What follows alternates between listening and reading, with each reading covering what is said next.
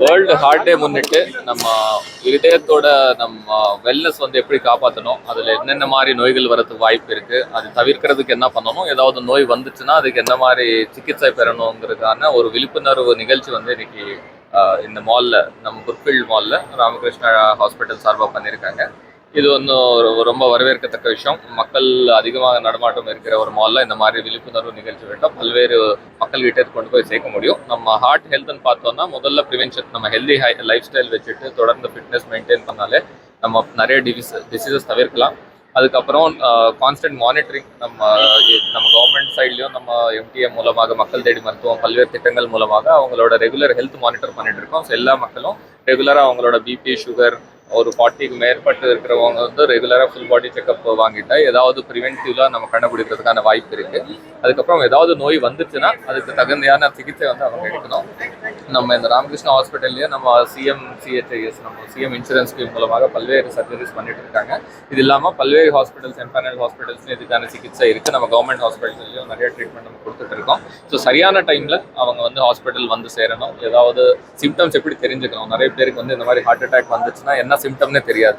அது டைமுக்கு அவங்க வரலைன்னா அந்த பிளட் சப்ளை நம்ம பிரெயினுக்கு போகாது இருக்கும்போது அது சீரியஸான இம்ப்ளிகேஷன்ஸ் அதுக்கு வந்து இருக்கும். அதனால சிம்டம்ஸ் தெரிஞ்சுக்கிட்டு உடனே வந்து ஹாஸ்பிட்டல் கொண்டு போய் சேரணும். இன்னொரு இம்பார்ட்டன்ட் விஷயம் வந்து ஃபர்ஸ்ட் எய்ட். இங்கே ஒரு சிபிஆர் எப்படி கொடுக்கணுங்கான டிஸ்பிளே வச்சிருக்காங்க. ஏதாவது ஒரு மனிதர் வந்து இந்த மாதிரி சிம்டம்ஸ் காட்டுறாருன்னா உடனே என்ன ஃபர்ஸ்ட் எய்ட் அவங்களுக்கு கொடுக்கணும். சிபிஆர் வந்து யார் வேணால் கற்றுக்கலாம். மெடிக்கல் ப்ரொஃபஷனலாக இருக்கணும்னு தேவையில்லை. அதனால இப்போ இந்த விழிப்புணர்வு மூலமாக பொதுமக்களும் இந்த சிபிஆர் கொடுக்குற ஒரு முறை வந்து கற்றுக்கிட்டாங்கன்னா நம்ம யாராவது நீடில் இருக்கிறவங்க இந்த ட்ரீட்மெண்ட் கொடுக்கலாம். இப்போ கவர்மெண்ட் சார்பாகவும் நம்ம இருதயம் காப்போங்கிற திட்டத்துக்கு லோடிங் டு டோசஸ்ங்கிற மாத்திரைகள் வந்து எல்லா பிஹெச்சிஸ்லையும் அவைலபிளாக இருக்குது. யாருக்காவது இந்த மாதிரி சிம்டம்ஸ் வந்துச்சுன்னா அந்த லோடிங் டோசஸ் டேப்லெட் அவங்க எடுத்துட்டா அவங்க ஹாஸ்பிட்டல் போயிட்டு சிகிச்சை எடுக்கிறவருக்குன்னா ஒரு விண்டோ வந்து அவங்களுக்கு கிடைச்சிடும். இந்த மாதிரி பல்வேறு வகையில் எல்லாரும் இணைந்து நம்ம கோயம்புத்தூரில் நல்ல மெடிக்கல் எக்ஸ்பர்டீஸ் இருக்குது. பல்வேறு ட்ரீட்மெண்ட்ஸ்க்காக மற்ற மாவட்டங்கள்லேருந்து இங்கே வருவாங்க.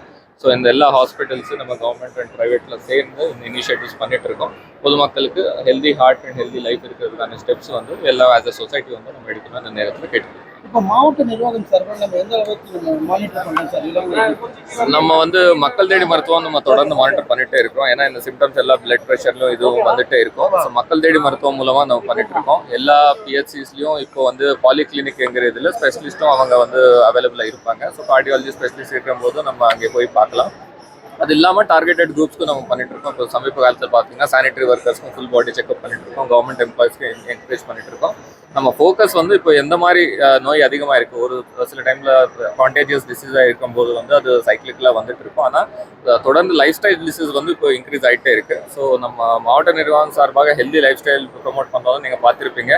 அந்த 8 கிலோமீட்டர் தினந்தோறும் வந்து நடக்கணும்னு ப்ரமோட் பண்ணுறாங்க. நம்ம அமைச்சராக இருந்தாலும் எல்லாரும் அது ப்ரமோட் பண்ணுறோம்.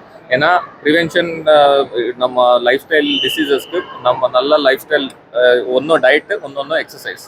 டெய்லி ஒரு 10,000 ஸ்டெப்புன்னு சொல்லுவோம். ரொம்ப அதிகமான நீங்கள் அதுவும் ஒரு ஃப்ளாட் இது இருக்குது. நம்ம இது மாதிரி ஏதாவது இருக்குன்னு சொல்லிட்டு ரொம்ப ரிகரஸான எக்ஸசைஸ் உடனே போய் பண்ணக்கூடாது. அதனால நம்ம ப்ரமோட் பண்ணது வந்து முதல்ல வாக், அதுக்கப்புறம் ஜாக், அதுக்கப்புறம் தான் ஏதாவது இன்டென்சிவ் எக்ஸசைஸ் பண்ணணும். ஏதாவது இன்டென்சிவ் எக்ஸசைஸ் பண்ணிங்கன்னா அதுக்கான வார்ம் அப் இருக்கணும், கூல் டவுன் இருக்கணும். அது ரொம்ப முக்கியம். ஸோ அது வந்து கவனத்தில் கொள்ளணும். அதுக்கப்புறமா ஹெல்தி ஃபுட் நம்ம ப்ரமோட் பண்ணது வந்து சிறுதானியம் நம்ம ப்ரமோட் பண்ணிட்டு இருக்கோம். சிறுதானியம் ப்ரமோட் பண்ணது பல்வேறு நிகழ்ச்சிகள் வைக்கிறோம். அதுக்கப்புறம் எந்த அரசு நீங்கள் விழாவாக இருந்தாலும் அங்கே வந்து நம்ம அங்கன்வாடி சார்பாக ஒரு ஸ்டால் இருக்கும். அதில் வந்து எப்படி ஹெல்தி லைஃப் ஸ்டைல் என்ன சாப்பிட்டா வந்து ஒரு சத்தான வந்து டயட்டை அங்கே எடுக்க முடியும் நம்ம ப்ரமோட் பண்ணிட்டு இருக்கோம். ரெண்டுமே ஒன்று வந்து ப்ரிவென்ஷன், இன்னொரு ட்ரீட்மெண்ட் ஆங்கிள்லையும் நம்ம விழிப்புணர்வு கொடுத்துருக்கோம்.